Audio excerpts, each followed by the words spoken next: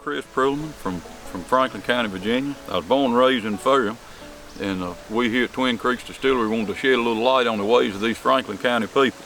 When we went into business, we'd seen a lot of different stuff all over the country about whiskey and these shows that they've got on TV and stuff popping up everywhere about distilleries, and we wanted to open up Twin Creeks to let people know about the Franklin County people and the ways of the Franklin County people, because what I was seeing through all of a lot of this stuff going on, it didn't really fit the description of a lot about the people that I knew and grew up with here in this county that was in the whiskey business. So I wanted to let them know what we was about here in Franklin County.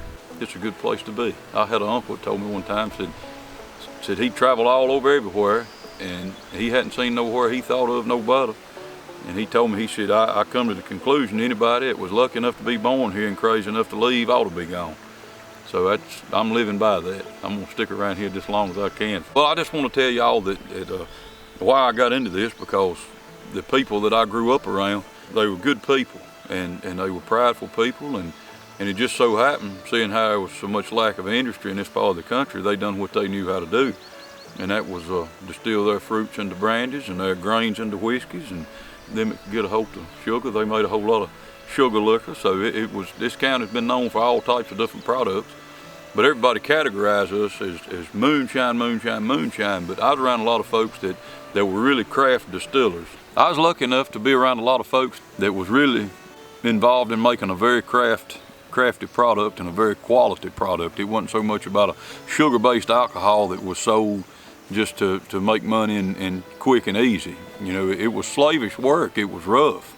But when we got into all this, I was lucky enough for a lot of them to spend enough time with me to show me the ways that their daddies and granddaddies showed them. Some of the products that we make, you can look back, like at Mount Vernon, they've got, George Washington was a distiller, you know, and a lot of the percentages of grain and stuff that we use in some of our products is very, very similar to the same thing that they do with some of their products. And so that just goes to show you that when the settlers come here, you know, many years ago, that they brought those ways with them. They learned how to turn their grains into whiskey and the fruits into brandy, and so they taught me a lot about, you know, the folks that I was around taught me a lot about making a good quality product and take pride in it. And it ain't so much about quantity, it's a whole lot about quality. Our products are clear unaged fruit brandies and pure grain whiskeys. And I like to let people know that because they're clear and unaged, it's, you know, like our pure grain corn whiskey and our rye whiskey and our peach and apple brandies and pear and blackberry and everything that we got.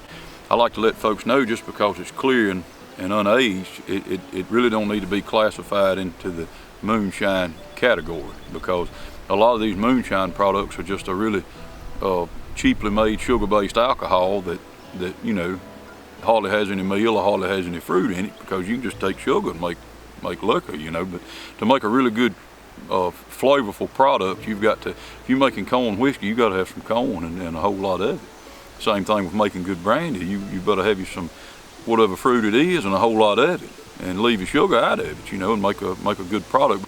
Our mashing process here at Twin Creeks, when we making our pure grain whiskeys or our fruit brandies, we old school on it. We get into it right physical like, you know, and we mash boxes, you know, for our fermenters. We mash in like a 4-foot box to make our pure grain stuff. Like when we're making pure whiskey, we use lots and lots of grain, and it's a job to mash that stuff in.